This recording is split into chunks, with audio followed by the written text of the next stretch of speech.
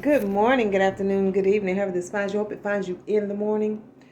I was sitting here thinking, as a life and wellness coach, when I first started my practice, I wanted to help people eliminate fear, but I ended up helping people eliminate weight. Then I entered into a form of detoxing. And I realized working on computers, which was kind of a detour, it's all the same. Your brain works like the computer. And a lot of it is if that, then this, or fear. Some have fear of success, others have fear of failure, many have fear of rejection, and a lot of us have fear of overwhelm, getting overwhelmed by life. It's almost a global epidemic that fear is taking over this place. Death is all around. Life is crumbling in so many places. But I want to say that when you get up in the morning and you take charge over your day by writing or speaking life over your day, actually, you will come to a space where the many times you speak or the many times you write, it will become what is in your life. So the fear is eliminated because of some of the things you have put an intention upon. And I also learned that along the way, I was so immobilized by trauma. And that was the real reason why I really wanted to help people, because I didn't want anyone to be in a space of trauma or traumatized like I was. And I had some really foul things happen to me by people who I trusted. And whether it was an authority figure, whether it was someone who was coming in the guise of helping one of my children, ended up hurting me really bad. And so I say that to say, getting past the trauma or the moment, sometimes we get anchored in the moment and it kind of drags along each and every day. But once we get past that, we say, thank you for that experience. I said that. Thank you for overcoming. I meant that. And thank you for where I am. I believe that. And so when you push past where you're anchored at, we're not telling you to forget your past. I'm not saying that the being validated is not relevant. It is. But instead of getting stuck in the past, awaken yourself to the possibilities of what can avail itself to you each and every day. The Bible says, die daily. It says, meditate on things that are good and wholesome. It also says that life and death is in the power of your tongue. And it says, write the vision and make it plain. So we have to come to a conclusion that it is better to speak life over fear. Say, even though I'm afraid of rejection, I will still open my heart up to love, life, and the possibilities of joy, happiness, and success. Even though I have a fear of failure, I'm going to get up and try some things. Even if they fail, I have succeeded in trying and getting up and moving forward in the moment of fear. So therefore, fear loosening its grip. Even though I have a fear of success, as crazy as that may sound, I battle with it each and every day. I will push myself forward. I will allow myself to unfold. I will allow my services to be rendered in payment. I will allow myself to have a little bit of light shine on me. I will allow myself to awaken the masses. Even though I have a fear of the unknown, I will rise each and every day, awaken to the possibilities of what might be. And even though I'm afraid of what's next, I will stand in all else finding myself in the next, in the now. And even though I am afraid of the people, I am identifying the one, not the many or the whole that has harmed me. And I have recognized that it was many that have given me a smile upon my face. And I recognize that it was more than the one or the two or the four or the six or the eight that gave me life, that spoke life into my day. May not have been there to rescue me, but I am standing here today to pull up another one along the way. Even though I'm afraid of trusting people, I will trust that I have the knowledge, the wisdom, the capability, and the know-how to see into a situation and be able to pull myself out when it gets a little bit uncomfortable.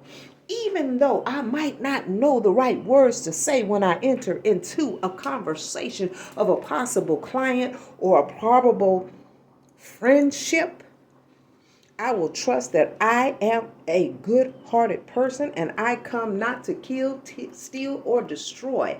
And so therefore I have something to offer that is good, great, and wonderful, and even a little bit comforting to people. So as we get up in the morning and take charge over our day and speak life over our situations, this is how you come up out of depression. I spent my 20s, my 30s, and partial of my 40s depressed, crying, sad, mad, frustrated, traumatized.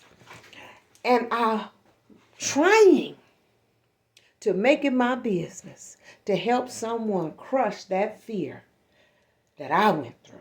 Because it's alive. It's a state of being. Some may even call it a spirit. Others maybe call it a demon. I don't know what it is, but I know the residual effect of being mishandled, ill-treated, and traumatized can cause a person to withdraw into themselves.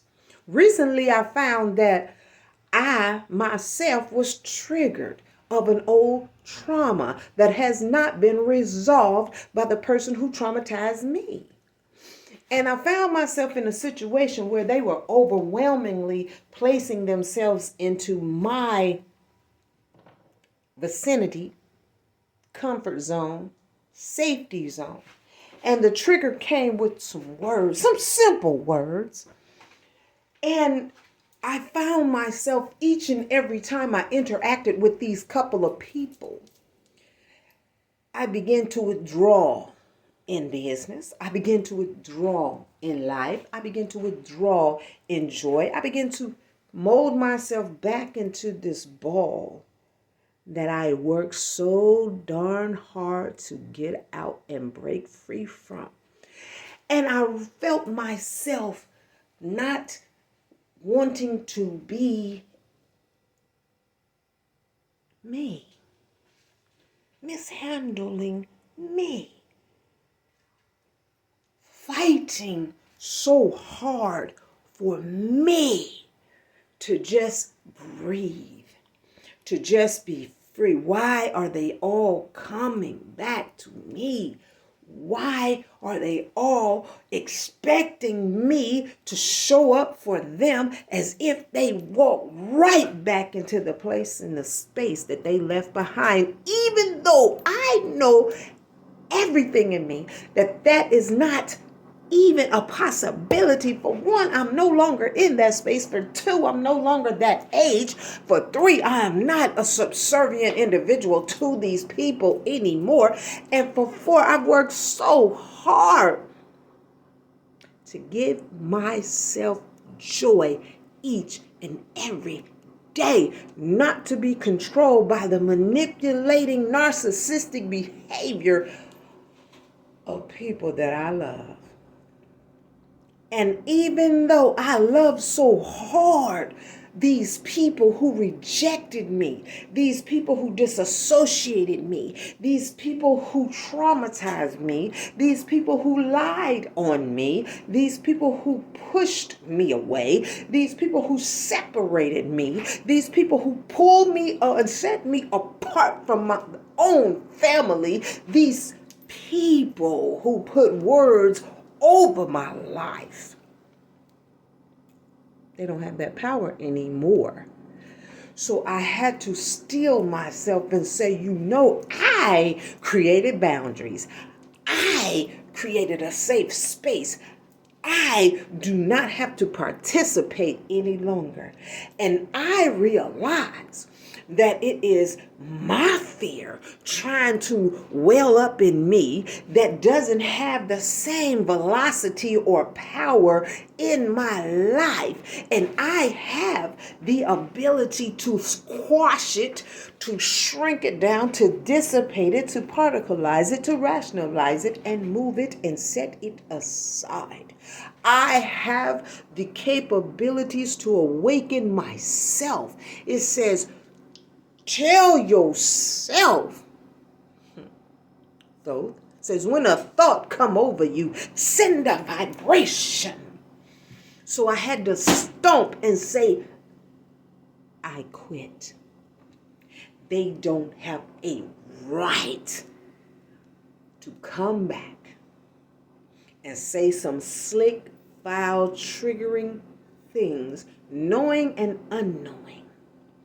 I do not have to participate in such a space, or I do not owe people anything who have not filled up my love cup, who have not filled up my protection cup, who have not filled up my cup of life.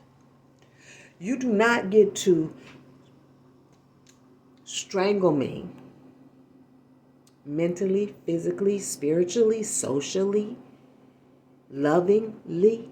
Strangle me and then release me to catch my own breath, to get my own life force into its own space again. You do not get to leave me abandoned on the side of the road of life, Samaritan or not, Christian or not, family or not. You don't get to do those things to me. And I cried for decades. Do you understand the power of trauma? I cried for decades to be set free. I cried for decades for help, for somebody to pause long enough to think I was important enough to help me, grab me out of the pit of hell and lift me up. But instead, many came along and kicked me, came along and stomped my hand when I was reaching up into life. So many came by. You ain't up yet? You ain't gonna get up yet? You ain't put your clothes on right? You still crying? And I'm like, Lord, help.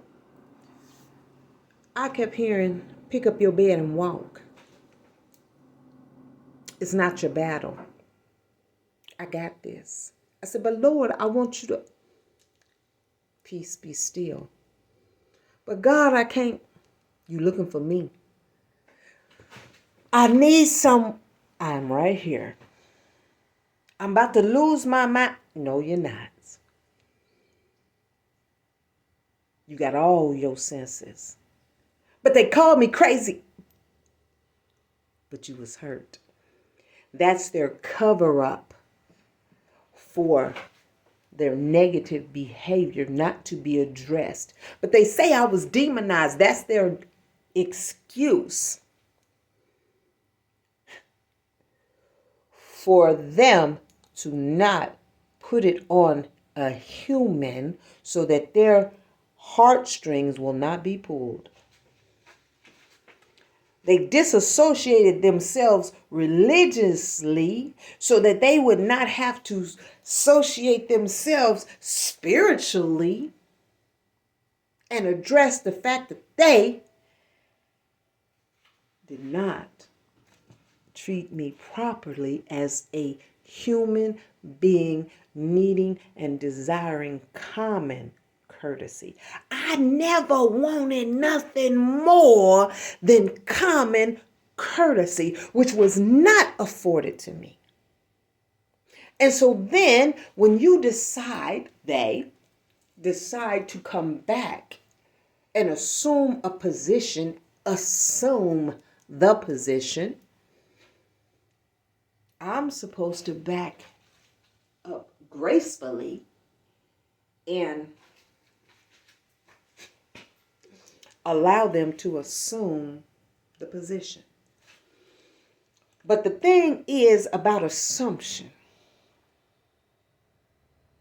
Half of us really want an apology. The other half just want to be left the hell alone. Many times, I just want you to acknowledge before you come at assuming a position that you even have a position to assume. Any of my responses to come back 20 years later, after I dried all my tears, I done wore out my tear ducts, after I done stood up and dusted myself off and learned how to stand up and walk a little bit, after I done opened my eye and closed my eyes to some of the things that are going on in my life, you assume that there's even a position. And I had to pull myself out of my prison, which was a prison to be comfortable for them. I said, what's happening? My brain kept saying, what's happening? This person was calling me, a different person, was calling me, you said you don't want to deal with me. You said, but saying it with such passion, like as if I said, I love you. I said, I don't want to. This is not working for me. I don't like what is happening. I don't understand what's happening. And so one of them was really treating me with such disrespect, and I was just standing there because they have assumed authority. And so they said, if you don't like how I'm treating you, check yourself. If I don't like how you're treating me, check myself. The first check is what's really going on in here. What is being welling up inside? The second check was, am I really being triggered, and is things the way that they look or appear right now? Or the third check is, am I pulling in my past to accompany my present, and it's causing me an sense of turmoil, and I'm not understanding what's really going on? The fourth check is this happening? Question the next person in the room and say, what do you see? And the fifth check is the validation. You are correct, my dear. That is inappropriate. The sixth check is what you gonna do about it? Self. What you gonna do about it? Self. The seventh check is, are they gonna change? Hell no. The eighth check is, you know that they're not going to change. You know that there is on purpose, in purpose, such a time as right now, and it's meant to be purposefully understood that change will not exist. I think I'm on the ninth. The ninth check is what you going to do. You going to just stand there? Are you going to stand there? Or are you going to keep coming back? Are you going to keep coming back? You're going to keep coming back for the foolery for the 50th year? And the last check is the boss check. You don't have to participate. Check yourself. Time to shut the door and lock it. The Bible says when you leave a person's house, when you come to a person's house and they don't receive you well, go outside, spit on the ground, and dust your feet, and never to return. And that was a hard decision I had to make. But baby, it's the last decision of the check. So, yes, if you don't like how someone's treating you, check yourself. Because you don't have no power, control, or authority, audacity, or any of those things to do with the person you are dealing with. So they were properly instructing me, as I you, to check yourself. Because we stand frozen in the hands of trauma. And we are afraid of the abuser. Sometimes the fear of the abuser is more powerful than the abuse that was actually taking place. We're so afraid to displease the abuser. That's a trauma trigger. Oftentimes, when someone has a repetitious line of life abuse, years and years and years, they try to turn and create a space of desire, joy, happiness, thinking you can ever satisfy someone who has a reputation and who has superseded any of your expectations of better. With trauma, you cannot change that as the victim. That is a victim response of fear. And the only way to get out of it is to understand and understand that you don't, at some point, you have the power not to participate in the shenanigans of trying to make these people, these beings, love you. And when you come to the understanding that the devil is the biggest lie and from the pit of hell, that these demonic ass individuals, excuse my language, that are in the spiritual realm is controlling the human realm, and stop lying to yourself first that this is normal, and stop lying to yourself that this is how you deserve to be treated, and you stop lying to yourself and say that these people are demonized and the devil has control over them. No. These people are making conscious decisions just to disrespect, dishonor you as a human being, as a person, as someone who they claim that they loved. Stop giving excuses for negative behavior over to a spiritual realm that you have no idea how it operates. Free will is on the land. People want to disassociate free will with demonic. They want to attach it, move the will aside, and we are all dummies and we're all being puppeted. There's a master puppeteer, too, actually. One has more power than the godly one. And stop lying to yourself, because if you can think for yourself, and that you could come to the conclusion, self, that you know that this is not right, then they have the capabilities of knowing that it is not right as well.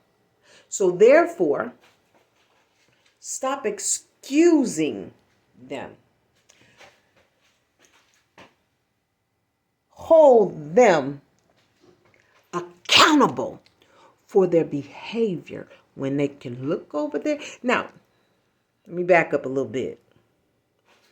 If you find that this person is just this person's and that is a part of their defective personality, then you can choose not to associate. But if you can look into their life and go look at the left hand and the right hand of their actions, and they always nice over here, but when you walk into the room, something changes in them. That is them. They do not like you. They do not like you. They do not like you. But they have to tolerate you. So you get the behavior of tolerated, not associated. Know the difference. They want to associate with these people, and they treat them nice, they treat them kindly, they treat them with care, and they treat them with a good handling. But then you want to be tolerated. Certain people want to be tolerated. And so since you blame their negative behavior on the devil and his minions, then when you come in the room, the devil assuming the position. Ask yourself, how is so swiftly when you come around the devil assuming the position? You're that important? Hate to tell you that you're not. We're all important. But the people's countenance change is because they have to deal with someone they don't like or don't desire to socialize with. So then there becomes a tolerating. So, releasing the fear that you're going to hurt them, that you're going to miss out on something, releasing the fear that you're going to be less than,